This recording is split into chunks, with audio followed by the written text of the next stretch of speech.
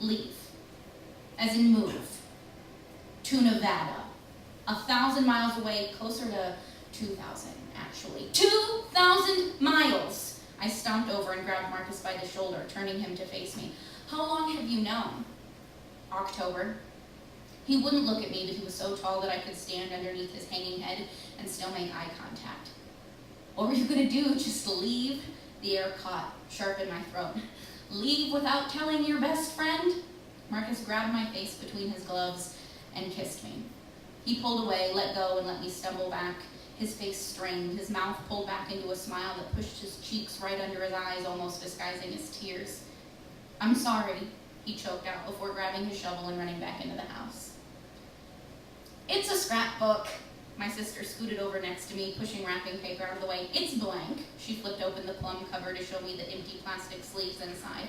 Because I thought you and Marcus could work on it this last semester, have it done by graduation. I have one for him too.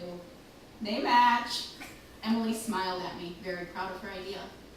What's up with Marcus? My dad shook a box before passing it to Emily. He hasn't been in to eat in a few weeks. Are you guys okay? He's moving to Nevada. I shrugged and handed Dad a present. It had been a week since he had told me. I'd spent the majority of the time in my room watching the snow not melt, the snow days dissolving into Christmas break.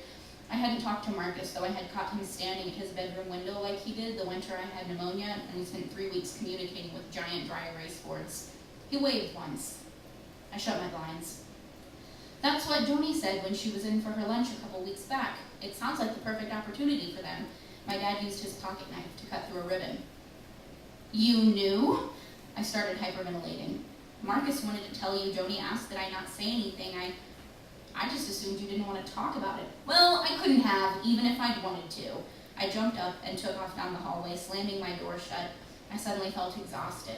I fell onto my bed, jostling Roxy, who tended to sleep through Christmas morning festivities, not interested until dinner was being served. She belly crawled across the mattress and stuck her cold nose in my ear, but it didn't cheer me up. My phone went off, lost somewhere in the sheets, and Roxy immediately dived for it, burrowing around until she pushed it out and into my temple. Marcus, I told her, swiping into the message. I'll be loading the moving truck all day, but I'd like to see you. Meet me under the pines at 6 tomorrow? He wants to see me. He can't even tell me that my phone went off again. And Merry Christmas. I'll bring your gift tomorrow. Whatever. I threw my phone at my pillows, sending Roxy on a scavenger hunt again. Snug in my own boots and patchwork scarf my dad had stitched together from his old flannel shirts, I made my way across the backyard for the last time. The cardboard box in my arms was huge and full of things for Marcus. I hoped they still had room somewhere to pack it. Hey. Marcus lifted a branch so I could duck under the tree. Hey, I mumbled back. I sat down, putting the box between us. A scrapbook from Emily, copies of all the pictures I have of us, 4-gallon-sized bags of Dad's mac and cheese you can put in the freezer, and your Christmas present from me. He pulled out the gift bag and started moving the tissue paper. It's just a pair of cleats. They're from Dad, too. I got them before I knew about. I waved my hand around in front of my face. I don't know if they even play soccer in Nevada. They do. The university only has a girls' team, but there are plenty of park and rec leagues, and that's what I like anyway. He pulled out the shoes, bright red to match his old league soccer shirt. Thanks, Adrian. These are perfect. Yeah, you're welcome. I stuffed my hands into my pockets. Here. Marcus handed me a box wrapped in newspaper comics. I got a set for me, too. I pulled off the paper to reveal a dark mahogany box the size of a small briefcase. The front side had a latch, which I undid. Inside was a set of my favorite ink pens, envelopes, pages of souvenir Minnesota stamps, a package of postcards, and a stack of stationery decorated with snow-covered pine trees. I thought we could write letters. There was a little address book in there somewhere. I already put my new one in it. I shuffled through the contents, finding the address book in an envelope with my name on it. What's this? I held it up. Oh, you weren't supposed to find that until later. Marcus filled his cheeks with air, pushing it out of his mouth and making his lips vibrate. It's an apology card.